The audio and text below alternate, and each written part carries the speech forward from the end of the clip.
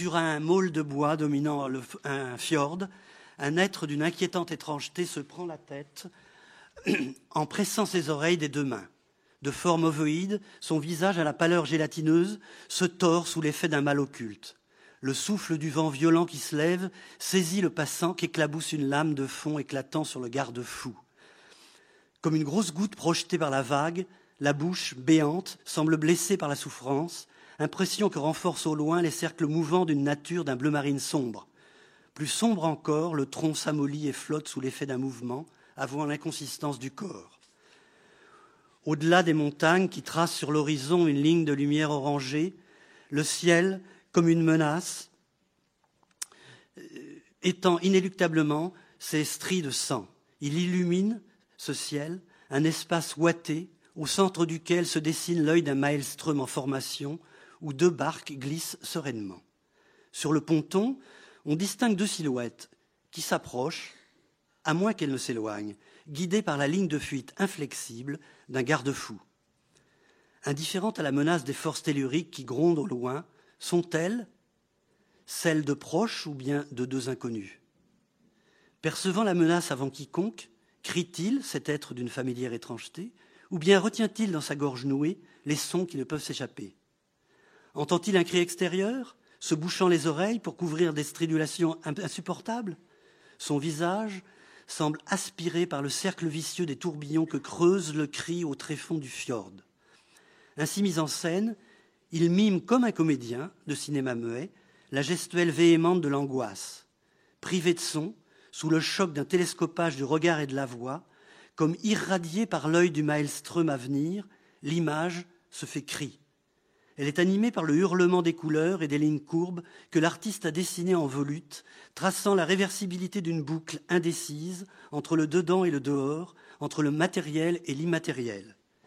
Peignant son vertige, Munch marque aussi la différence radicale entre le cri animal, entièrement conditionné par le leurre d'une capture imaginaire, et ce que tente d'exprimer l'humaine souffrance, jouant ici de la fonction d'un écran, comme trompe-l'œil, manipulant l'image pour indiquer autre chose que ce qu'elle montre. Or, transgressant cette limite, c'est sa propre intériorité que l'artiste laisse apparaître. Il l'écrit lui-même dans un poème. Je me promenais avec deux amis, le soleil se couchait, j'éprouvais comme une bouffée de mélancolie. Soudain, le ciel s'enflamma d'un rouge sang. Je m'arrêtai, appuyai la balustrade, là à en mourir. Regardais les nuées qui flamboyaient comme du sang des épées. Au-dessus du fjord d'un bleu sombre et de la ville, mes amis s'éloignèrent. Je restais tremblant d'angoisse, et je perçus comme un long cri sans fin traversant la nature. Il arriva qu'un homme me demande ce que je pensais de cet air. Cela ressemble à une couverture sanglante. C'était pour rendre un état d'esprit déchiré, éprouvé par un être humain à un certain instant.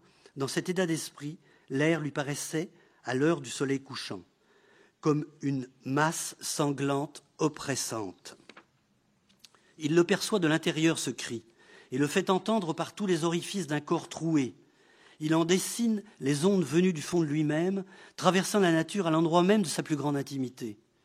Là, à en mourir, Munch, saisi par l'angoisse, en cet insoutenable lieu de l'origine et de la mort, ne prétend pas appréhender la douleur d'une perte, disparition de sa mère ou de sa sœur, comme l'a si souvent interprété, mais celle de l'imminence d'une présence oppressante, comme une couverture sanglante. Au couchant, il sent monter en lui la crainte d'une intrusion. L'angoisse prend corps non du vide, mais de la sensation d'une étreinte soudaine, comme celle que provoqueraient des succubes jouissant de la complicité des ténèbres pour comprimer sa poitrine et le faire suffoquer. C'est pour reprendre son souffle qu'il crie sous la pression de l'envahisseur, se bouchant les oreilles pour appeler le silence. Freud, dans l'esquisse, évoque la fonction primordiale de cette brèche que creuse le cri, exigeant le silence, seul facteur possible d'une parole à venir. Il l'évoque en l'articulant au prochain, le Nebenmensch, l'homme d'à côté, ce protecteur ambigu. Lacan, à son tour, dans un séminaire intitulé « D'un autre à l'autre », tente de repérer dans le désir du peintre non seulement la fonction de son art, mais aussi sa confrontation au réel. Reprenant ce que Freud relève de la valeur primordiale du cri, il affirme que celui-ci s'identifie dans une extériorité jubilatoire par quoi ce qui m'est le plus intime est justement ce que je suis contraint de ne pouvoir reconnaître qu'au dehors. C'est bien pourquoi ce cri n'a pas besoin de pouvoir être émis pour être un cri. Il crée à cette occasion un néologisme, l'extime, terme inouï qui tente de signifier l'inconcevable. Ce qui nous est le plus intime, nous ne pouvons le reconnaître qu'au dehors. Le cri est la marque d'une expérience primitive du prochain, mais d'un prochain qui, au péril de la séparation, s'avère être une menace. En ce lieu primordial de l'extime, Munch travaille au corps à corps entre horreur et fascination, jusqu'à dessiner la déchirure de l'être et de la nature entrelacée. Il dit l'intensité de cette émotion archaïque, vouée à se répéter sans cesse, où quelque chose se constitue de par son absence même. Je cite, « La vie serre la main à la mort.